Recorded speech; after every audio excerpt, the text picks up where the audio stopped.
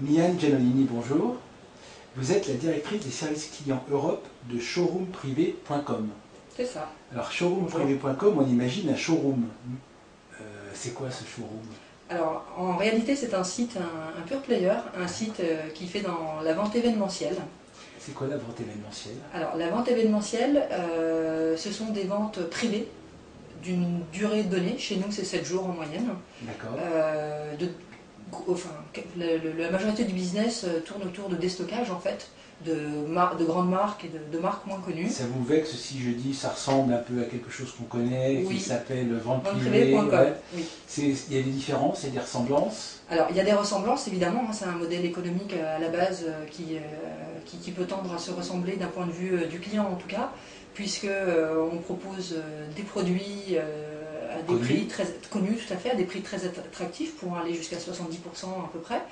Donc les gens achètent des belles marques à des prix intéressants. Tout à fait, c'est le déstockage des marques finalement. Ce sont en général des collections de l'année précédente. Voilà. D'accord, d'accord. Et jusque-là, ça ressemble beaucoup. Jusque-là, ça ressemble beaucoup. La particularité de Showroom versus son concurrent, c'est que nous avons 40% de nos ventes en fait, qui sont également de ce type de déstockage, mais pour lequel nous sommes capables de proposer une livraison 24 heures. D'accord. Ce qui n'est pas possible souvent dans le modèle économique classique et celui du concurrent dont vous parlez justement. Oui, on a oublié le nom. Voilà. Et donc en fait, c'est ça, souvent on attend 15 jours, 3 semaines, Exactement. On ne sait pas parce qu'il y a des accords qui fait que c'est pas stocké chez Tout vous. à fait. Vous stockez certains produits, j'imagine, chez vous, donc vous pouvez les livrer plus vite. Exactement, c'est exactement ça. Parce que c'est un peu comme c'est des ventes d'impulsion, donc on en a envie tout de suite, une fois qu'on a acheté, on a envie de l'avoir demain matin. C'est ça un peu l'idée. Ça c'est la première idée, et la seconde c'est que Internet normalement ça va vite. Et ouais. Les gens ont l'habitude, lorsqu'ils commandent sur d'autres sites qui n'ont pas ce modèle-là et qui ont du stock récurrent, d'avoir des propositions de livraison assez rapides, que ce soit du 24 heures ou du quelques jours lorsqu'on choisit un mode de réception. Ils ont à la fois la grosse réduction et à la fois la livraison rapide. Alors c'est le paradis, sauf pour les producteurs à ce moment-là où tout le monde est gagnant. Tout le monde est gagnant, puisque les producteurs, c'est toujours la même histoire, ce sont les déstockages de leur collection précédente, donc ça leur permet de toute façon de découler des stocks qui leur étaient... sur les bras. Voilà, mais des beaux stocks, hein, je vous rassure là-dessus. Et ça veut dire quoi? C'est-à-dire que vous vendez plutôt des vêtements à l'origine ou c'est tout produit, des machines à laver? Voilà, alors ça c'est également une grosse différence avec notre concurrent, c'est que nous on est vraiment multisectoriel. D'accord. On est à l'affût de la bonne affaire qui pourra plaire à nos membres en fait. Donc du coup, même si on a une prédominance, la femme étant notre cœur de cible, la digital mum comme on l'appelle maintenant. Ah oui? Oui. Étant notre cœur de cible, du coup, il est vrai que les produits qui ont le plus de succès tournent autour de cela, le prêt-à-porter, les accessoires, la mode enfant, un petit peu la mode homme aussi, puisque la femme achète souvent aussi pour son mari. Mais pour autant, on va également proposer du vin, de la billetterie, des voyages. Donc quand vous dites c'est plutôt un profil de femme, c'est quel pourcentage? C'est quoi? 75%. À 75%. De femmes entre 25 et 39 ans. Des jeunes femmes. Oui. Ce qu'on appelle la digital mum, finalement, c'est cette tranche, oui. C'est l'âge moyen de la digital mum, c'est de 33 ans, elle a 2 enfants, elle est hyper connectée et elle ne peut pas trop bouger. Pas forcément, mais en tout cas elle est hyper connectée et elle est opportuniste. Il n'y a plus la fidélité aussi forcément qu'il pouvait y avoir dans la génération précédente, puisqu'elle est avant tout opportuniste. Donc si la bonne affaire elle est sur Showroom, pardon, elle ira sur Showroom. Si la bonne affaire est chez X, elle ira chez X. Donc il y a d'autant plus d'intérêt à vouloir captiver et proposer des choses qui... Alors cette belle aventure, elle a démarré quand? Pour moi, elle a démarré en septembre. Et pour tout court, pour la boîte elle-même? Donc 6 ans, 2006. 6 ans. Donc quand vous dites c'est une success story, ça se manifeste par un gros chiffre d'affaires? Alors, tout à fait. Donc l'entreprise a commencé avec 5 millions de chiffre d'affaires la première année et à l'issue de sa 6e année, elle est à 250 millions. Donc ouais, je pense que déjà ce premier élément peut... Ça fait déjà un joli champignon. Voilà, c'est un joli champignon comme vous dites. Ça c'est la première chose. Ensuite on peut aussi être fier d'avoir plus de 10 millions de clients, de membres en France. Je précise en France puisqu'on est ouvert à l'international.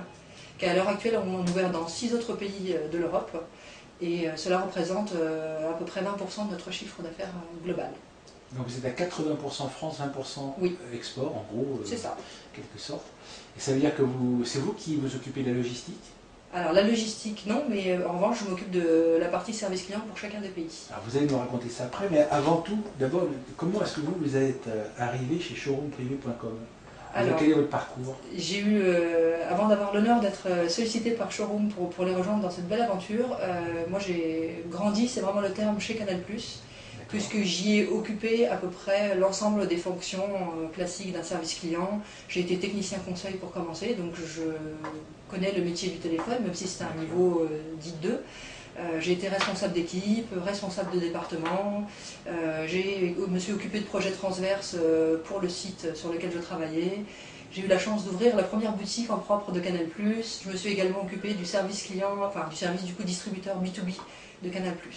Donc quand je dis j'ai grandi, voilà. Mais oui, voilà, une fois qu'on a grandi, c'est bien. Ça aussi c'est une belle success story, parce que souvent on imagine que ce travail dans les centres d'appel, c'est un travail temporaire d'étudiants. Beaucoup de gens disent oui, j'ai fait ça quand j'étais jeune, etc., etc.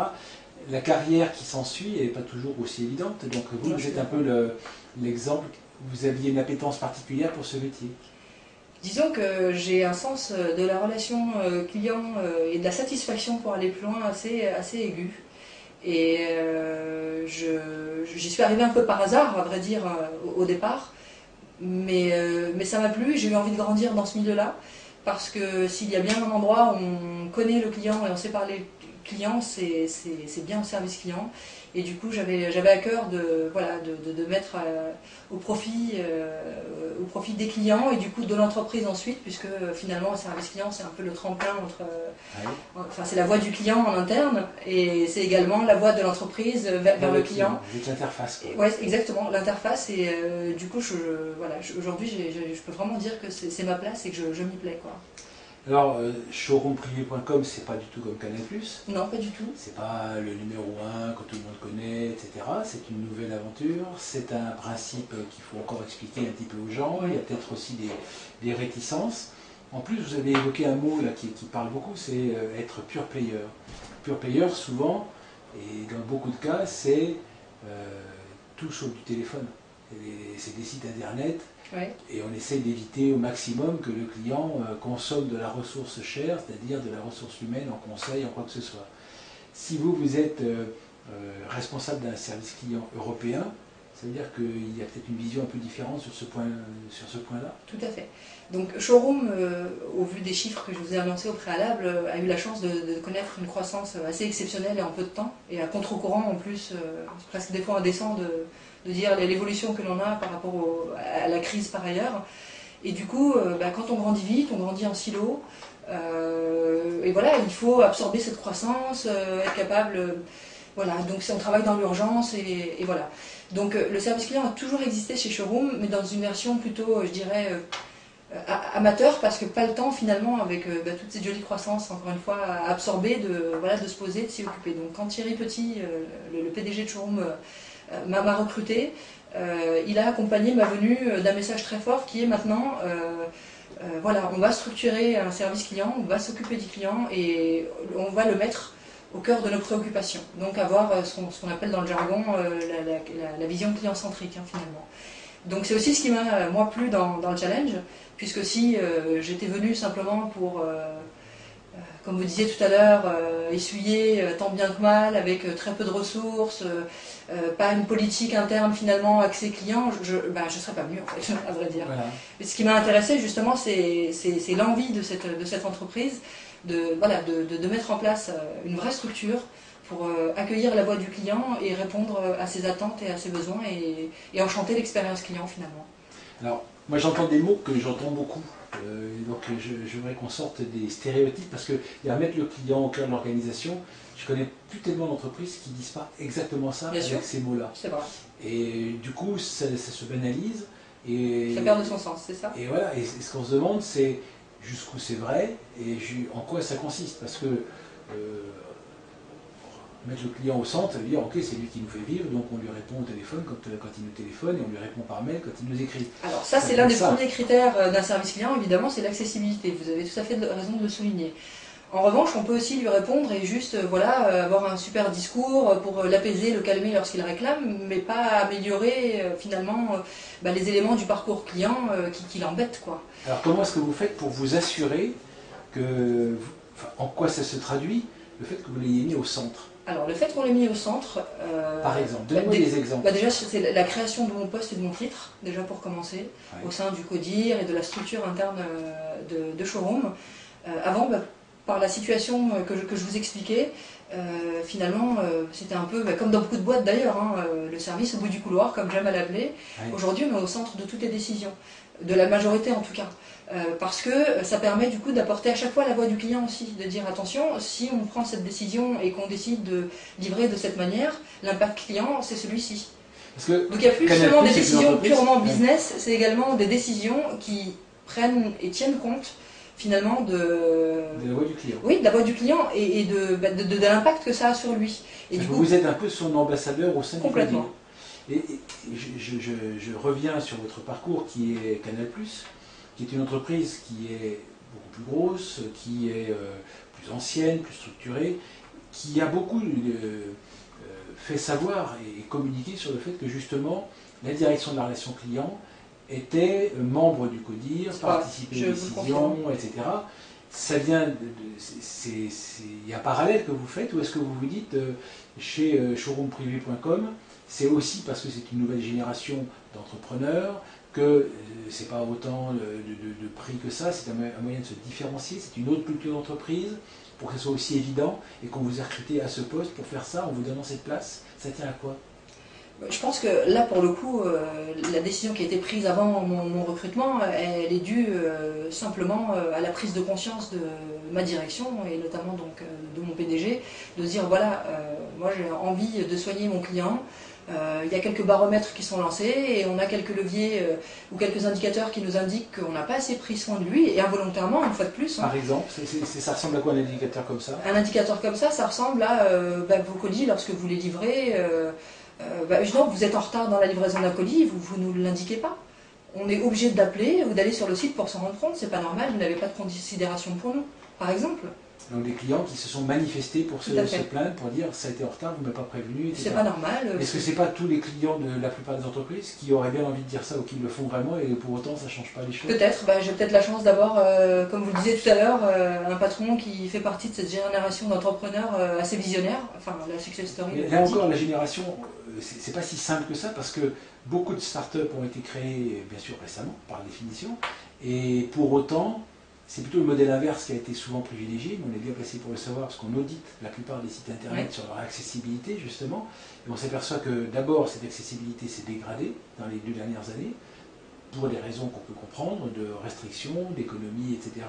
Que le modèle pure player, il est aussi fondé sur le fait que le client se débrouille un peu tout seul et qu'il fait beaucoup de choses. Puisqu'on a la chance d'être sur Internet, si on a des informations accessibles et bien construites et compréhensibles, à la limite, c'est autant d'informations qu'on n'est pas obligé de délivrer au client. Tout à fait. Donc, la plupart des modèles, au contraire, le service client, c'est pas vraiment le point fort. Et on distingue, nous, les sites Internet qui se distinguent, et on s'aperçoit qu'il y en a, sur 500 sites audités, il y en a 77 cette année qui ont été labellisés, qui correspondent au minimum qu'on peut retenir. Donc ça veut dire qu'il y en a quand même la majorité qui n'y a pas droit, qui est en deçà d'un service minimum. Donc c'est une stratégie et c'est une décision prise par ces entreprises à laquelle moi, à titre perso, je n'adhère pas. Ça a joué dans les décisions, mais complètement. De choisir cette... Bien sûr, bien sûr. Moi, ce qui m'a plu dans cette aventure, c'est de pouvoir mettre à profit finalement toute mon expérience passée, mais également ma passion du client, parce que vraiment, je pense être en toute humilité animée par la satisfaction de nos clients. Et du coup, de devoir adapter ça et construire finalement le service client de showroom. Et je suis d'accord avec vous aussi lorsque vous dites que c'est un élément différenciant et c'est un élément par lequel nous souhaitons nous différencier. On connaît un client très volatile, vous l'avez dit, et l'une des meilleures manières de fidéliser quelqu'un, c'est de le servir comme il se doit. C'est un dû. Enfin, dans notre conception et dans nos valeurs, c'est un dû, c'est normal. Oui. C'est pas l'inverse. Oui. Voilà, moi j'explique souvent à mon entourage qu'on est tous clients quelque part et que finalement on est tous aussi adultes et on a tous conscience qu'on peut avoir une mésaventure avec nos différents prestataires, entreprises, télécom. Mais qu'est-ce qu'on regarde dans ces cas-là? On regarde, ok, j'ai un problème avec eux, mais de quelle manière vont-ils résoudre mon problème? Et c'est ça qui va faire que je vais continuer à être fidèle à cette marque, et surtout que je ne vais pas devenir potentiellement un détracteur. Oui. Et du coup, c'est aussi une très bonne manière de fidéliser. C'est ok, je suis un adulte, je reconnais qu'il peut y avoir un couac, ça arrive à une entreprise. En revanche, quand il y en a un, ils sont top. Et c'est un peu ce qu'on veut, ce que l'on souhaite mettre en place. Alors, la raison pour laquelle les entreprises soit hésitent, soit contournent, soit réduisent la voilure en matière de service, c'est parce que ça coûte. Oui, tout à fait. Donc la question, c'est qu'il y a des arbitrages qui sont faits. Est-ce qu'on peut imaginer le service parfait qui va au-devant même des attentes des clients? Je les rappelle tous les jours pour savoir s'ils sont vraiment contents, s'ils vont recommander bientôt, etc. Donc il y a un curseur à placer. Et en fait, c'est pas... il n'y a probablement pas beaucoup d'entreprises qui disent je vais essayer de mécontenter mes clients et de les servir le plus mal possible pour qu'ils s'en aillent. Ça, donc, vous avez raison. Donc probablement, c'est à quel moment je vais placer le curseur. En gros, combien je vais accepter de dépenser par client pour arriver à lui offrir le service tel que moi je l'imagine. Il y a de cela, mais pas que pour moi. Moi, j'ai eu l'occasion d'échanger avec des professionnels d'entreprises, dont je tairai le nom, mais qui n'ont pas cette vision, qui sont que pro-marketing ou que pro-commercial. Et c'est pour ça que je parlais tout à l'heure aussi de visionnaire et de valeurs que porte déjà la direction lorsqu'elle m'a embauché pour cela. Parce que il y a des très bons directeurs de service client dans d'autres entreprises, mais à qui on n'octroie pas la possibilité de cette créativité, de cette proposition et de pouvoir mettre en place tout ce qui va bien pour le client finalement. Et c'est pour ça que je dis, il y a beaucoup pour moi une question de vision aussi. Et tout le monde aujourd'hui n'est pas encore convaincu que l'avenir passe par la relation client notamment. Le marché de l'acquisition est quasiment saturé dans la plupart des domaines. Par quoi aujourd'hui on peut majoritairement finalement continuer à avoir des chiffres corrects? C'est bien par la fidélisation des clients. Et ça ne passe pas que par le petit service qui se trouve souvent dans la direction marketing où il y a une ou deux personnes qui travaillent à la feed comme on dit. Ça passe par tout un dispositif. Et ça aujourd'hui, encore une fois, c'est en ça que Showroom, je pense, a fait le bon choix. C'est de parier là-dessus et de dire ok, là pour l'instant c'est génial, on a encore de la croissance. Mais les clients, voilà, il faut quand même choyer ceux qui sont là, il faut quand même leur proposer des services, comme je le disais, à notre sens, ils sont naturels, c'est normal, c'est un dû. Et du coup aussi un parcours client homogène, un parcours client facile. Il ne faut pas que ce soit la croix et la bannière pour lui de trouver notre numéro de téléphone. Il ne faut pas que ce soit la croix et la bannière pour lui de trouver une info sur le site. Et du coup, voilà, depuis 8 mois que je travaille maintenant dans cette entreprise, on a déjà participé à pas mal de refontes qui vont dans ce sens pour améliorer le Ça a dû vous surprendre, vous, parce que quand vous sortez d'une entreprise comme Canal+, où ça c'est déjà très structuré, même si vous aviez contribué, mais ça s'est fait avant vous. Ouais. Quand il faut se mettre à fabriquer soi-même quelque chose qui n'existe pas, c'est tout à fait différent. C'est génial. C'est génial. C'est génial parce que du coup, dans mon aventure précédente, évidemment, on a participé à des refontes, à des restructurations, à des améliorations, c'est évident puisque c'est tout le temps en mouvance. Exactement. En revanche, comme vous le disiez, le socle est déjà là, il y a les bases, c'est quand même bien processé, ça tourne, c'est voilà. Ouais. Mais je sais pas, les ordinateurs ni les tables, elles sont déjà là. Exactement. Et là, pour le coup, l'avantage, c'est d'arriver sur un truc quasi vierge et de proposer un schéma directeur et de dire voilà, moi ce que je vois là dans l'immédiat c'est ça, à plus moyen terme c'est ça, et à plus long terme c'est ça, toujours sous réserve que ce soit toujours d'actualité au moment où on y arrive. Mais et voilà, donc on en discute ensemble, on met les choses en place et du coup on le crée à notre image et avec les valeurs qu'on souhaite lui donner. On n'a pas le passif à gérer. Quand vous dites on le crée à notre image. On le crée à notre image, c'est-à-dire nos valeurs. Comment est-ce qu'on fait ça? Parce que justement, les valeurs, c'est quoi? C'est une approche stratégique et marketing. Donc l'entreprise se positionne comme étant, en mettant quelques mots-clés qui sont supposés porter vecteurs de communication et d'image. Et comment on transpose ça dans la manière de piloter une équipe et dans son comportement, ses attitudes? C'est-à-dire que vous avez décrit les attitudes dans chaque situation, ou est-ce que vous, au contraire, vous avez dit aux gens, faites au mieux? Ah non, oui, évidemment, je dis faites au mieux, mais j'ai donné un cadre. Et après, dans le cadre, on peut s'éclater. Mais le cadre, c'est, je vous l'ai dit tout à l'heure, la satisfaction client. C'est qu'à chaque contact client, quel qu'il soit, à chaque décision prise par le client, on se dit, on se demande, on se pose systématiquement la question, on se remet systématiquement en question, on se dit, ok, en le faisant comme ça, est-ce que ça va plaire au client? Est-ce que ça va répondre aux attentes? Est-ce que par rapport aux différentes remontées que l'on a pu faire par ailleurs, voilà, est-ce que ça colle? Et du coup, ça c'est une valeur forte, c'est de se poser toujours la question, est-ce que moi si j'étais client ça me plairait? D'interroger les gens autour de soi. C'est un peu de passion en fin de compte finalement. Est-ce que vous d'aimer son avez, client. qu'est-ce que vous avez fait avec les éléments de ce qu'on appelle la QS classique qu'on retrouve dans tous les cahiers des charges, Tout à fait, même avec aussi. les taux de décroché, les durées de traitement moyen, les DMT, etc. Vous bossez avec ça quand même? Je bosse avec ça quand même évidemment parce qu'il faut des éléments d'indicateurs d'accessibilité. Avant de faire de la qualité, il faut déjà être accessible. Ouais. C'est quand même logique. Donc nous aujourd'hui on essaye d'être et on se développe sur différents canaux. Voilà, 60% de nos flux aujourd'hui arrivent sur le mail, donc j'ai en place les équipes nécessaires pour répondre à cela, et 40% nous contactent par téléphone, donc c'est du call, et on est à date à une QS de 95%, donc c'est-à-dire que 95% des appels qui arrivent sont pris, exactement. Donc ça c'est quand même juste le b.a.-ba. Avant de pouvoir faire de la qualité, c'est d'abord de pouvoir répondre à un maximum. Pourquoi 95% et pas 100%?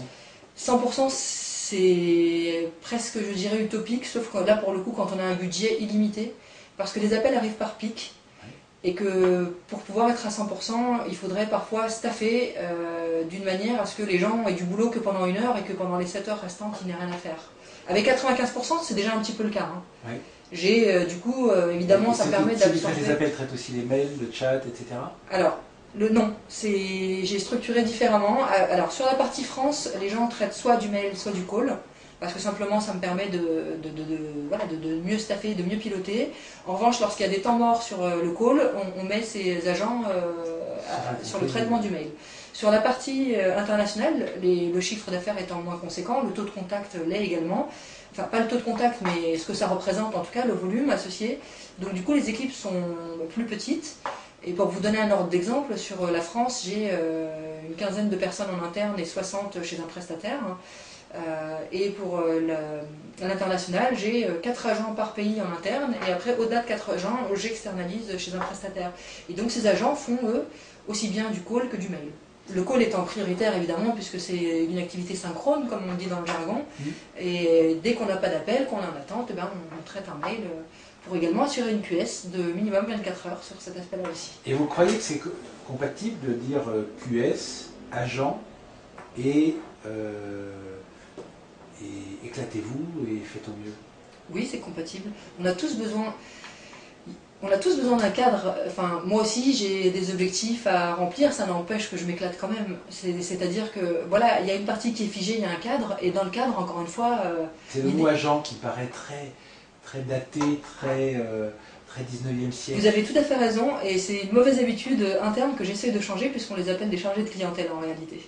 Ouais, et pourquoi pas des conseillers? Parce qu'on a eu le débat pendant longtemps, et pour ne rien vous cacher, je mène aussi la conduite du changement en faisant participer les équipes internes, et on leur a posé la question du terme qu'ils préféraient, et à l'unanimité, tout le monde a trouvé, enfin ou quasi, tout le monde a trouvé que chargé, ça avait une notion plus responsable vis-à-vis du client en fait. Et du coup, c'est une décision un petit peu arbitraire, mais collégiale en tout cas. Et c'est vrai que moi j'étais habituée, en plus de là où je viens, plutôt dire conseiller clientèle. Mais voilà, chargé, il y avait une notion de je suis en charge de votre demande et voilà, une notion de responsabilité, d'assurance en tout cas. Alors vous parliez aussi d'un terme qui revient souvent, c'est l'enchantement du parcours client, etc. Enchanté le parcours client. Ça me paraît souvent un peu superlatif quand on dit ça, parce que c'est rare d'être enchanté.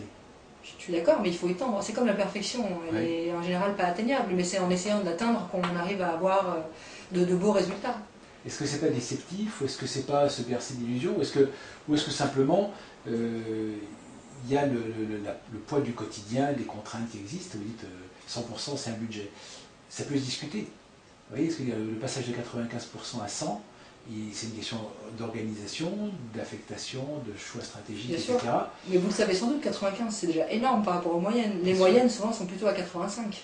Par exemple, c'est le cas d'ailleurs de mon ancien employeur. Malheureusement, nous on a des contrats qui font que si on n'est pas à 95, ça ne se passe pas très bien par la suite. Donc on est un peu obligé d'y être. Mais le passage, ce qui est vrai, c'est un peu comme quelqu'un qui court le 100 mètres en 10 secondes et quelqu'un qui le court en 9. C'est d'autant plus compliqué, les gains à gratter sont plus... Et passer de 95 à 100, c'est beaucoup plus coûteux. Les gens ne le perçoivent pas, ils se disent après tout, prendre tous les appels. Ça suppose effectivement d'être la plupart du temps très surstaffé. La question, c'est qu'on peut se dire que pour faire 95, ça veut dire qu'il y a des tas de moments où je suis très en dessous de 95 pour le faire en moyenne, et parfois très au-dessus parce que j'ai des temps morts. Alors, je vais être complètement transparente avec vous là-dessus. J'ai la chance d'avoir une QS relativement homogène en fait. Oui. Parce que pour obtenir le 95, on s'est basé finalement sur une analyse des flux passés et de regarder justement cette tendance. Et on est staffé pour avoir 95 de manière assez linéaire. Ouais. Alors, je dis pas que c'est vrai tout le temps, hein, mais sincèrement c'est assez régulier. Et vous croyez qu'il n'y a pas un risque ou une tendance à... Imaginons, la belle histoire continue, vous triplez le chiffre d'affaires, vous allez tripler vos équipes, si vous faites comme ça, théoriquement. Est-ce que vous ne pensez pas qu'à un moment donné, vu le poids de ce que ça risque de représenter en valeur absolue, le coût de ces structures, est-ce qu'il n'y a pas une tendance à dire on va aussi travailler sur des automates, on va aussi faire du self-care, où le client va se débrouiller. Mais c'est déjà le cas, c'est ce que j'allais vous dire en fait. Aujourd'hui, 95 est un objectif. C'est pas une fin en soi, c'est pas fermé et définitif. S'il faut évoluer avec le temps parce que le marché s'y prête ou que la satisfaction de nos clients en dépend, et on révisera notre jugement le moment venu. Mais aujourd'hui, c'est pas une question puisque on n'a quasiment jamais aucune remontée sur notre niveau d'accessibilité. Donc globalement, nos clients sont plutôt satisfaits à ce niveau-là. Et vous pourriez être amené à le dégrader, par exemple, pour gagner en compétitivité des coûts, des choses comme ça. Vous pensez que la compétitivité des coûts, finalement, on la maîtrise déjà plus ou moins en n'ayant pas tous les effectifs en interne. Vous voyez, enfin, oui. C'est plutôt, je trouve ça plus intelligent d'essayer de jouer là-dessus et d'équilibrer là-dessus qu'après d'essayer de grappiller des points de QS.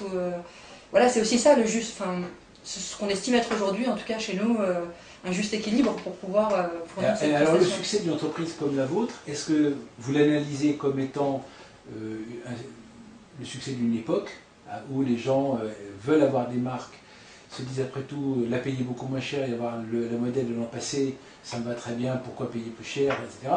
Par rapport à de belles années d'euphorie où il fallait toujours avoir le dernier modèle, etc. Vous vivez comme un changement d'époque avec un pays qui s'adapte à une conjoncture difficile. Comment vous le voyez ? Moi, je pense qu'il y a plusieurs facteurs. Le premier, en effet, est lié à la conjoncture. Aujourd'hui, les sites comme les nôtres, et je vais parler du nôtre du coup, permettent encore à beaucoup de gens de se faire plaisir sur des marques qu'ils ne pourraient plus s'offrir parce que se serre la ceinture, parce que le budget, voilà, cette partie-là n'est plus forcément la priorité. Et j'ai un exemple qui l'illustre très bien, c'est le Portugal, pays dans lequel on a ouvert cet été et qui a une croissance phénoménale en quelques mois. Et du coup, a priori, pareil, dans mon entourage, je me dis c'est quand même bizarre que le Portugal ça marche parce que ça va pas très fort chez eux. Moi, à titre perso, j'ai des amis qui vivent au Portugal. Exactement. Moi, j'ai un ami qui vit là-bas, il a perdu 30% de son salaire, c'est l'État qui a décidé, c'est comme ça parce qu'il faut faire des économies, quoi. Et du coup, justement, parce que c'est cette conjoncture-là, les gens se tournent vers un site comme le nôtre parce que on continue de les faire rêver. Vous voyez, l'enchantement, il est possible finalement. On continue de les faire rêver quelque part. Et puis, il ne faut pas oublier aussi que notre cœur de cible, c'est la femme. Et que les marques de femmes ne sont pas forcément des marques hyper visibles de l'extérieur, pas tout le temps en tout cas. Donc, alors ça, je ne sais pas, peut-être qu'on ne connaît pas les mêmes femmes, parce que moi j'ai l'impression que les femmes, elles ont un sixième sens qui leur permet de savoir à 500 mètres de quelle marque il s'agit. Vous avez raison aussi, mais ce que je veux dire, c'est que... Justement, c'est ma question, et surtout de savoir si c'est le modèle de cette année ou celui de l'année dernière.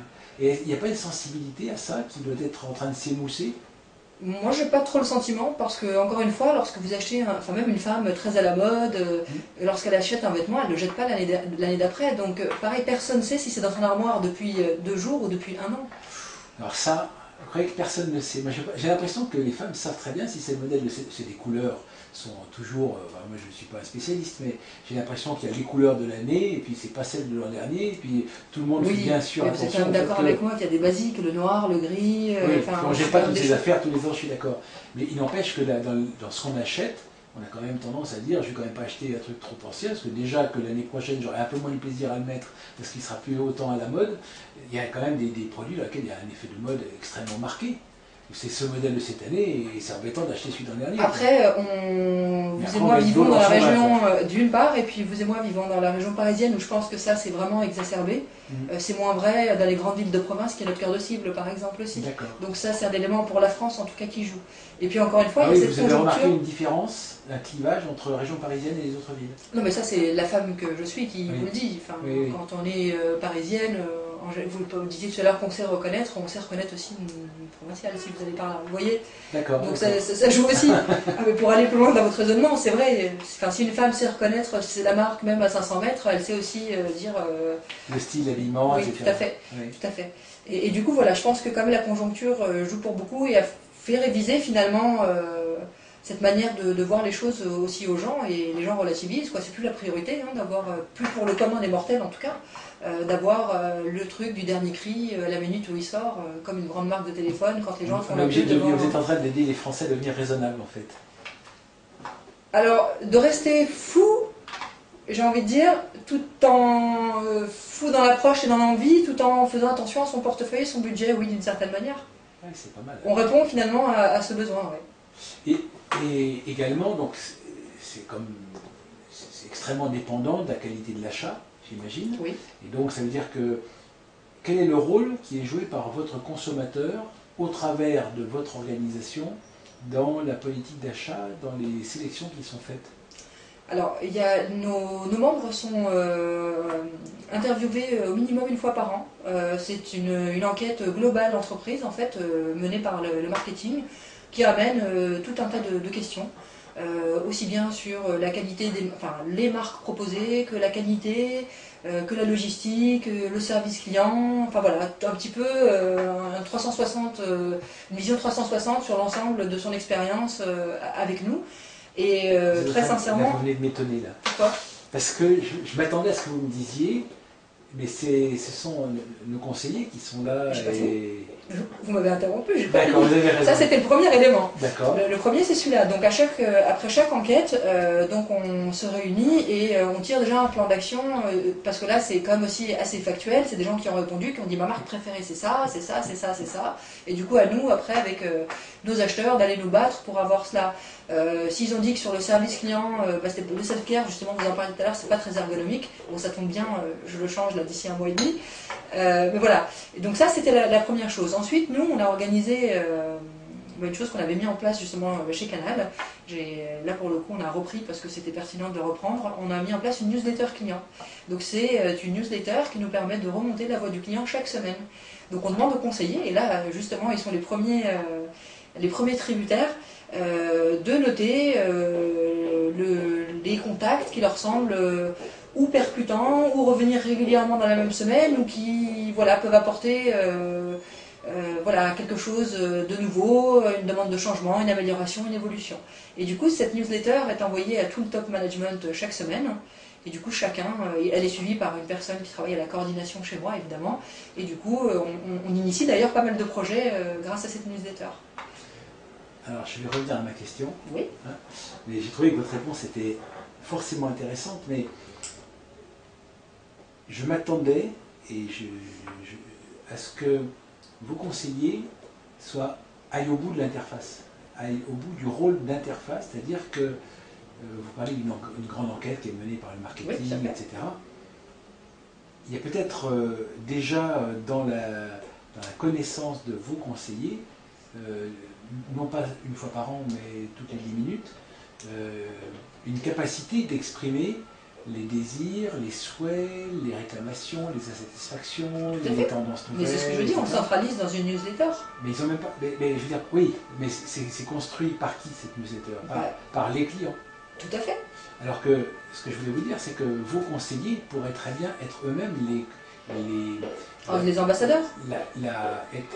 Le réservoir de connaissances des attentes du marché, puisqu'ils leur parlent toute la journée, c'est leur métier. Donc en fait, quand ils échangent sur les achats, ils ont eux-mêmes en permanence les questions, les insatisfactions, ah non c'est pas exactement ça, vous l'auriez pas en jaune, etc., etc. Ou je l'aurais bien acheté, mais il a fallu qu'il soit comme ci ou comme ça. Si vous faites l'accumulation en temps réel et en permanence de tout ce qui se dit, si c'est capté, vous n'avez pas besoin de faire votre étude annuelle. Vous l'avez en temps réel, oui, quand vous voulez. Tout à fait. Donc, alors là, aujourd'hui, on le fait de manière un peu artisanale, comme je l'ai dit, via cette newsletter, via également les réunions d'équipe qu'ont les conseillers avec leur manager remontent les tendances. Mais la newsletter permet vraiment de le formaliser. Formaliser, d'accord. Et ensuite, je vous l'ai dit que mon service client était en pleine construction finalement. On est en train de mettre également des qualifications de typologie d'appel qui nous permettront du coup d'avoir une vision complète de l'ensemble des contacts avec le motif d'appel, enfin le motif de contact en tout cas, parce que ça peut être aussi par mail, par les réseaux, voilà. Mais du coup, ça va nous permettre d'avoir une vision en effet 360 et temps réel, puisque c'est des chiffres qu'on extraira au quotidien et on pourra se dire, voilà, on a eu, comme vous le disiez tout à l'heure, tant d'appels sur la vente X, et il y a dans ces appels 60% de réclamations, et c'est sur la qualité de tel article. Vous voyez ça, mais aujourd'hui, je n'ai pas l'outil qui me permette de le faire. C'est en cours de réalisation, je dirais. Mais vous avez tout à fait raison, on tend à y venir. Et alors, l'autre phénomène, il y a deux phénomènes qui sont assez marquants dans les années qui viennent de s'écouler. C'est la mobilité et c'est donc le fait que les téléphones utilisés sont presque pour moitié maintenant dans les contacts des smartphones. Tout à fait. Et la deuxième chose, ce sont les réseaux sociaux. Oui. Quel impact ça a eu ou ça pourrait avoir sur votre organisation? En fait, on s'est adapté. On a créé une cellule chez nous qu'on a appelée pôle satisfaction client. Et en fait, cette cellule traite de tous les réseaux, quels qu'ils soient, aussi bien Facebook et Twitter sur lesquels nous sommes présents, que les blogs, les forums. Donc il y a de la veille constante pour être présent sur l'ensemble des supports Internet. Et elle a également pour vocation, du coup j'en profite parce que c'est également son métier, de traiter de tous les appels, enfin ce que j'appelle en jargon interne aussi, les clients un peu sensibles en fait. Donc un client qu'on n'a pas réussi à satisfaire en niveau 1, qui a de bonnes raisons d'être en colère, mais finalement qui sort un petit peu d'un process classique que connaît le conseiller, qui est un peu trop difficile à gérer, ce client finalement il ne rentre pas dans les cases que connaît le conseiller, qu'on est en train aussi de faire monter en compétences, mais ça fait que 8 mois que je suis là, donc c'est voilà. Du coup, hop, il passe le relais à cette cellule qui est vraiment mieux formée et qui va pouvoir apporter un traitement différencié finalement pour répondre à une problématique bien donnée qui sort un peu des schémas classiques. Alors sur les réseaux sociaux, on est présent, c'est-à-dire que des clients qui vont exprimer des réclamations, c'est piloté également par votre équipe. Tout à fait. Sur une page Facebook. J'ai un community manager dans cette cellule de satisfaction client qui fait de la veille et qui veille à ce qu'on réponde à toutes les sollicitations de nos clients et qu'on les satisfasse et qu'on les réconcilie finalement avec la marque si toutefois certains d'entre eux Comment vous voyez l'avenir de ça alors? Est-ce que vous pensez que la page Facebook va prendre plus d'importance ou est-ce que c'est juste un épiphénomène pour une marque comme la vôtre, le site en lui-même? Parce que on peut se rappeler peut-être l'émergence des mails où au départ il y avait 5 mails par jour. Tout à fait, j'ai connu. Et on demandait au call center de dire tiens, quand vous aurez 5 minutes, vous pourrez toujours Exactement. traiter ces 5 mails. Et puis le mois d'après c'était 50, le mois d'après c'était 500, et puis on se retrouvait avec 5000 mails, et là c'était plus du tout. Et il fallait mettre en place une organisation. Alors, il y a plusieurs éléments aussi qui rentrent en ligne de compte là, c'est que ce que vous décrivez, c'était comme déjà il y a quelques années. Oui. Donc les gens ont évolué, et le mail ça coûte moins cher qu'un appel, que c'est pratique, il n'y a pas besoin d'attendre, d'être accessible, enfin bon, ça prend moins de temps, ça c'est la première chose, c'est moins cher, et surtout les gens se sont familiarisés finalement avec ce média. Moi je ne pense pas que Facebook ou les réseaux vont remplacer complètement, moi je pense qu'il faut penser en mode cross-canal, et je crois que même le nouveau terme, tout dernier terme c'est omnicanal, et qu'il faut être présent sur l'ensemble des canaux, et répondre à nos clients sur le canal qui lui va le mieux et qui correspond à sa demande. En ce moment, par exemple, j'étudie également des possibilités de mettre en place un chat. Le chat, je ne l'ouvrirai pas pour tout type de réclamation, parce qu'il n'est pas nécessaire pour tout type de réclamation. Le chat va répondre à certaines typologies de demandes qui nécessitent de l'immédiateté. Un exemple, je suis bloqué au moment de payer ma commande. S'il m'envoie un mail et que je lui donne un délai de 24 heures pour lui répondre, si vous voulez... je n'ai pas vraiment enchanté son expérience client chez nous. En revanche, s'il a à disposition un chat et avec un conseiller qui va en live lui donner les bonnes infos, là il est sur le bon média pour obtenir satisfaction de suite. Et du coup, tout ça pour dire que pour moi, tous ces canaux sont simplement et purement complémentaires, que peut-être qu'avec à l'avenir, il y en a un qui sera plus prédominant qu'un autre. Aujourd'hui, chez nous, c'est le mail, mais il y a aussi une logique, on a un site internet, donc c'est, je pense, dans la tête des gens naturel de contacter a priori par mail. On a quand même pas mal de présence sur Facebook, on a quelques fans, on est fiers.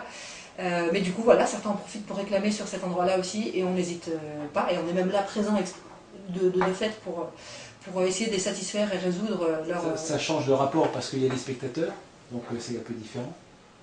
Oui, alors le rapport elle est changé, là vous amenez un autre sujet de la satisfaction client, c'est le Net Promoter Score par exemple, où on parle de détracteurs et on parle de promoteurs et de neutres. C'est qu'à l'ancienne, à l'époque des 5 mails dont vous parliez tout à l'heure, un détracteur, il pouvait toucher au max 10 personnes. C'était ça, hein, dans l'idée, dans les études, on disait quelqu'un qui n'était pas content, qui était considéré comme un détracteur, allait en parler à 10 personnes maximum autour de lui. Aujourd'hui, de fait, lorsque vous postez sur un site, ça peut être 10 personnes qui lisent, mais comme ça peut être 100, comme ça peut être 1000. Et du coup, un tout petit problème qui aurait été réglé en 2 secondes à l'époque où ces médias n'existaient pas, finalement, peut prendre des proportions incroyables. Et puis marquer des gens qui n'étaient pas du tout concernés et qui n'avaient pas du tout le même problème. Tout à fait. Alors sur Facebook, en général, c'est déjà des membres, mais lorsque quelqu'un poste sur un réseau, quel qu'il soit, moi, si j'étais prospect potentiel, et que j'avais jamais commandé sur Showroom, ou que j'avais commandé, je suis fan, et avant de commander la prochaine fois, je dis moi j'ai peut-être eu de la chance, mon problème je ne l'ai pas eu, mais lui il a eu, je pourrais peut-être l'avoir, etc.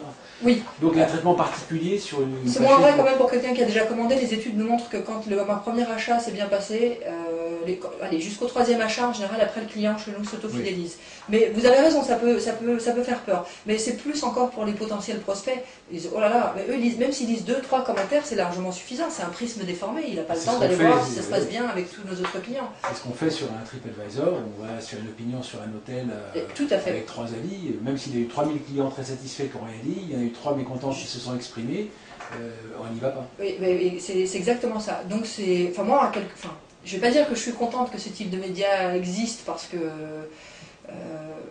mais là où je suis contente, c'est que du coup ça nous oblige à être tout le temps attentif et à tout le temps du coup penser aux clients, et du coup j'en reviens à ma vision client-centrique. Ce type de médias vous oblige à l'être en fait, même si vous n'avez pas envie, ou alors si vous décidez, encore une fois, vous pouvez aussi faire le choix de ne pas y aller, mais c'est à vos risques.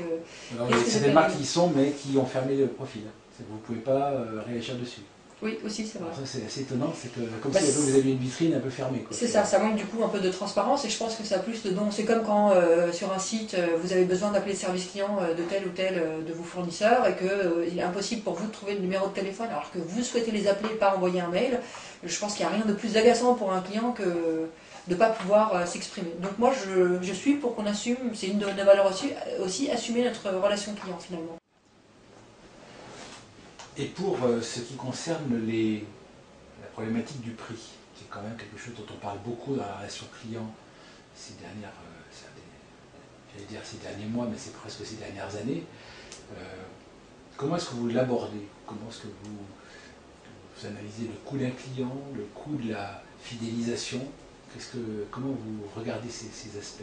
Alors d'abord, évidemment, c'est un indicateur important à suivre.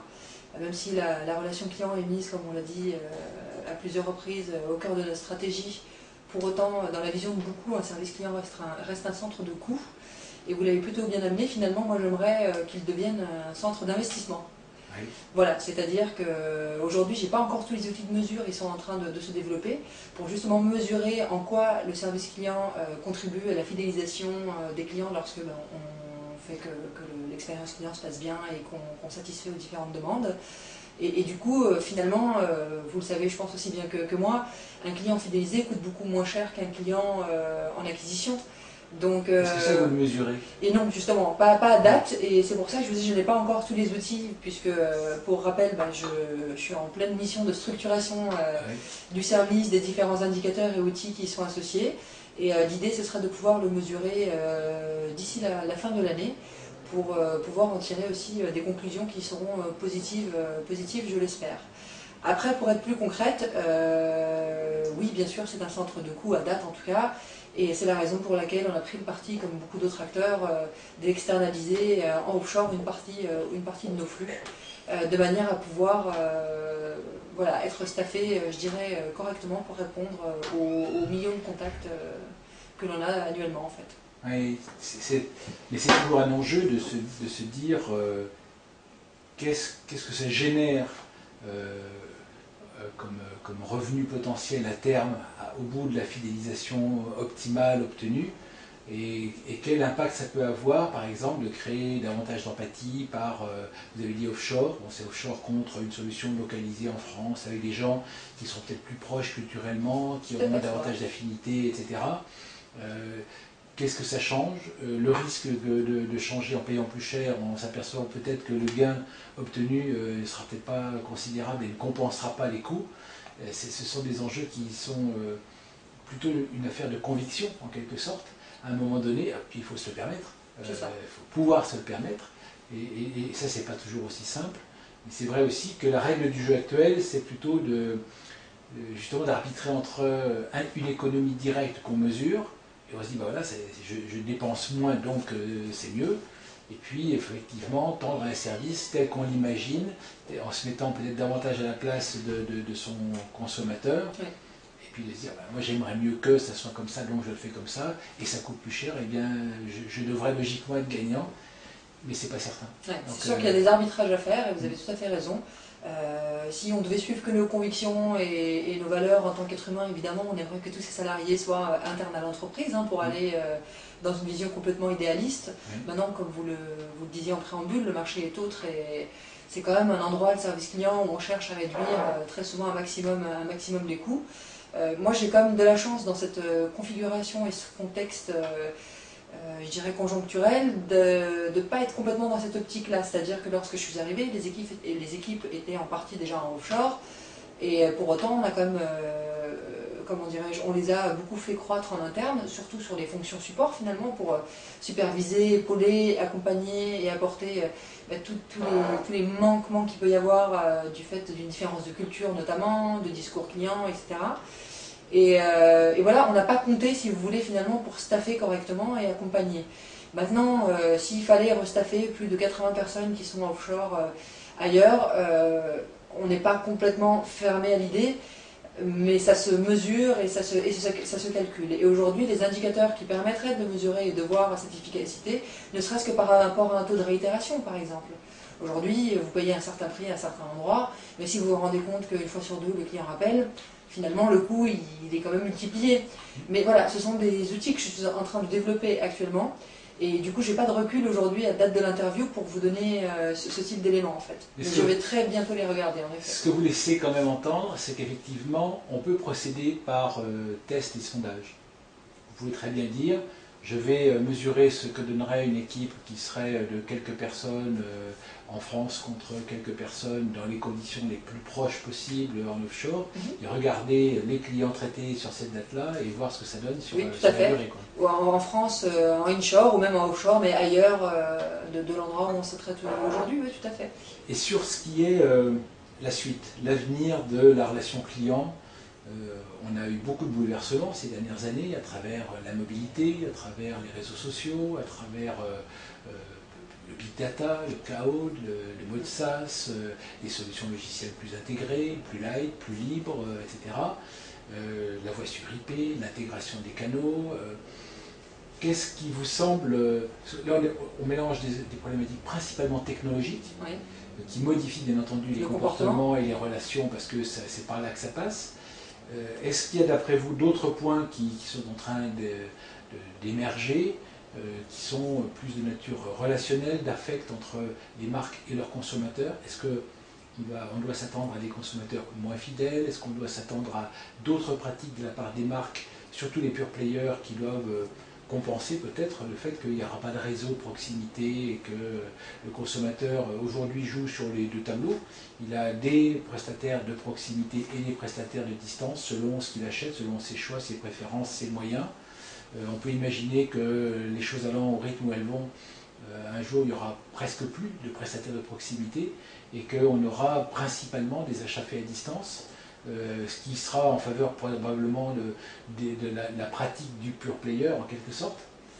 Et le consommateur, qu'est-ce qu'il va en dire? Est-ce qu'il va se rebeller? Est-ce qu'il va jouer le jeu? Est-ce qu'il va être...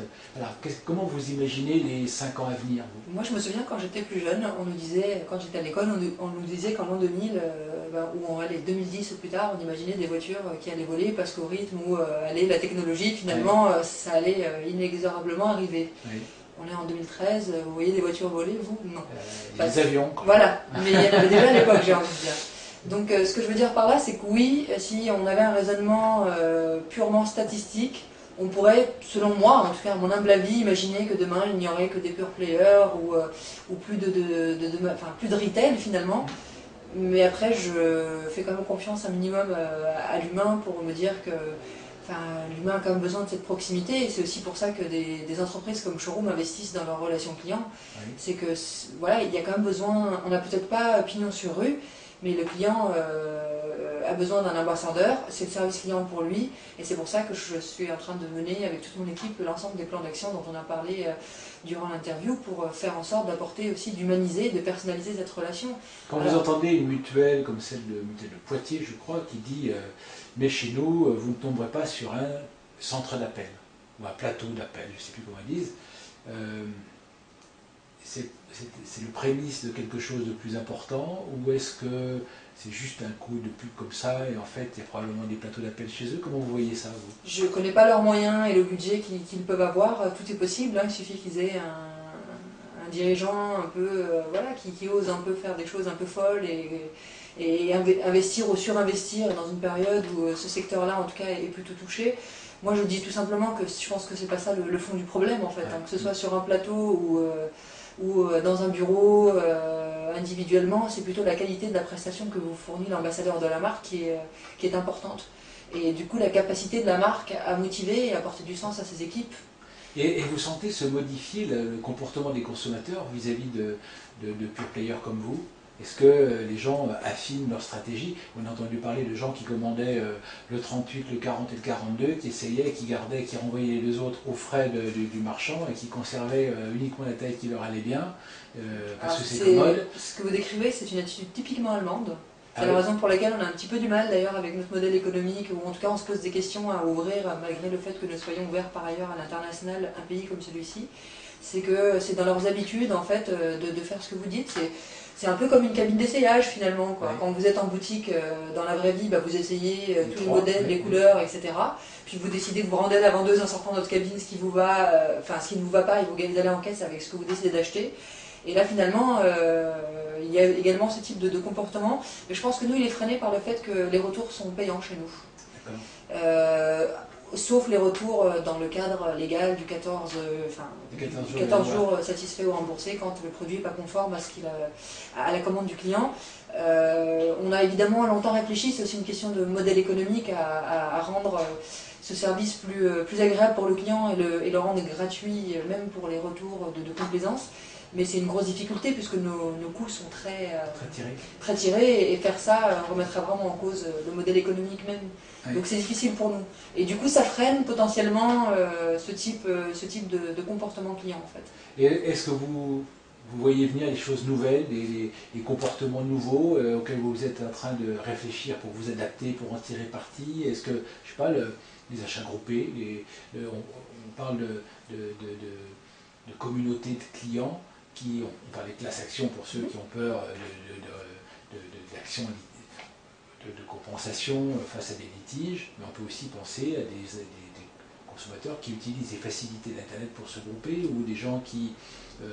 Est-ce que la mixité des canaux, par exemple, peut être un moyen qui crée des bras de levier en gagnant davantage de confiance? Et comment vous voyez les choses évoluer? La mobilité, par exemple, est-ce qu'il y a des choses qui vont être liées au fait que la mobilité va rendre des choses possibles, ou des choses comme ça? Est-ce que le modèle, parce que finalement, on assiste plutôt à un modèle assez classique de pure player. Pour l'instant, l'invention est plutôt dans les produits qu'on vend et d'où ils viennent et comment les marges sont calculées dessus. Mais on n'a pas l'impression qu'on ait encore sauté un cran et on dit que c'est pas possible, que ça n'arrive pas, vu que justement la convergence des canaux va permettre plein de choses. Tout à fait, sauf qu'on est en train de converger, donc réinvitez-moi dans quelques mois pour qu'on en rediscute. Ce qui est certain, c'est qu'on n'a pas, au regard de la typologie d'articles que l'on vend, en tout cas on n'a pas connaissance de comportements comme ceux que vous décriviez, en tout cas pas en masse, à savoir des commandes groupées, etc. En revanche, on a une sollicitation très fréquente de nos clients, c'est de pouvoir faire ce qu'on appelle en jargon interne un mix panier, c'est-à-dire lorsque peu importe les ventes sur lesquelles je commande, je ne paye qu'une fois à la fin les frais de port, comme sur un site classique qui a déjà du stock en fait. Ça c'est une chose sur laquelle on travaille énormément parce qu'on veut pouvoir rendre ce service, mais on a des difficultés à le faire aujourd'hui parce que notre système logistique aujourd'hui ne le permet pas tout simplement. Ça sera fait d'ici un an je pense.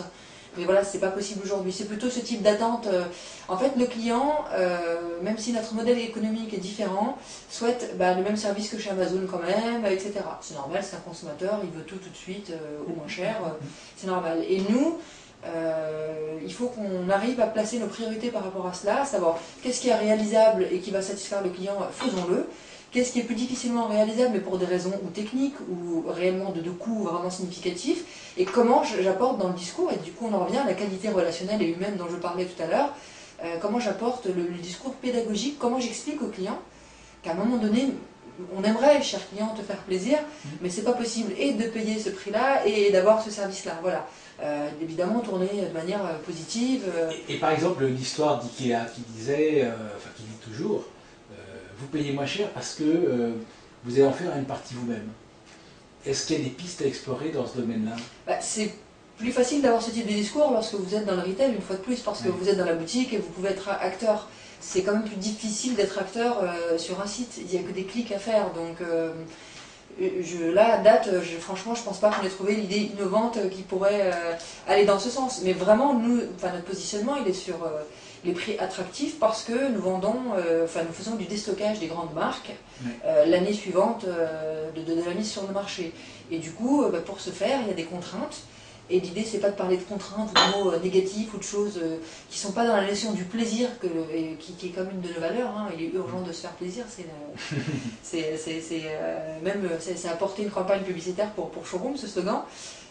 Mais en tout cas, de lui faire comprendre positivement qu'on fait un maximum pour améliorer tout ce qui peut l'être, qu'on tient en compte systématiquement, et c'est vrai, c'est le cas, de leur remonter pour améliorer nos parcours, faciliter les parcours pour eux sur le site, sur les mobiles, etc. Mais que des fois, il y a des choses qui vont être possibles, mais pas tout de suite, donc on le dit, quand on le sait. Et puis des choses qui vraiment, parce que c'est inhérent au modèle économique, si on faisait ça, en gros, on n'existerait pas. Donc voilà, le client, il est aussi capable, il n'a pas envie forcément de l'entendre, parce que comme on disait tout à l'heure, il veut tout de suite, etc. Et il a raison, s'il ne demande pas, il n'a pas forcément. En revanche, il est assez mature en France et dans les pays dans lesquels nous nous trouvons, pour comprendre un discours pédagogique et savoir mesurer le pour et le contre, quoi. Dire, ok, j'avais cette remarque ou cette envie sur ce site, mais bon, quand on m'explique que c'est pas pour m'embêter, mais que c'est parce que s'ils font ça, ils peuvent plus me vendre à ce prix-là, bon, je préfère quand même qu'ils me vendent à ce prix-là. Vous avez le sentiment d'être un peu les défenseurs de vos clients? Oui, et à la fois j'ai quand même le plaisir d'avoir, comme je pense, je l'ai dit plus tôt aussi, des collègues dans les directions transverses et ma hiérarchie qui sont convaincus que le client c'est le nerf de la guerre et qu'il faut aller tant que faire se peut, comme je l'indiquais précédemment aussi, dans son sens. Maintenant, je suis peut-être le facilitateur et l'intermédiaire entre nos membres, nos clients et le reste des directions, parce que je pense être là où je suis, parce que je suis en contact avec les clients et avec mon expérience finalement en relation client, l'intermédiaire pour concrétiser et rendre factuelle une envie d'un client pour la direction et inversement. Donc je pense que vraiment le service client est la pierre angulaire à ce niveau-là, et elle permet d'un côté comme de l'autre de remonter, de redescendre les infos pertinentes. Est-ce que vous avez l'impression que le service client, enfin la relation client, est une direction d'autant plus importante qu'on est un pure player? Je sais pas, moi je viens d'un domaine, comme vous le savez, qui n'est pas pure player, et je suis vraiment convaincue que la relation client, elle est vraiment importante tout le temps. Tout le temps. On peut pas s'offrir le luxe de ne pas faire attention à son client, et peu importe le secteur d'activité dans lequel on est. Après, c'est vrai que le fait d'être un pure player et de ne pas avoir notamment pignon sur rue, etc., est un élément. Du coup, quand la relation client est bonne, c'est un élément de plus qui est rassurant et qui génère de la satisfaction pour le client. Mais très sincèrement, pas plus que finalement. Je sais pas, je dirais pas ça. Je pense que c'est nécessaire partout. Une relation client bien assumée et bien gérée, c'est gage de fidélisation de ses clients, de pérennité. Je suis convaincue de cela. C'est le mot de la fin. Merci beaucoup. C'est moi qui vous remercie.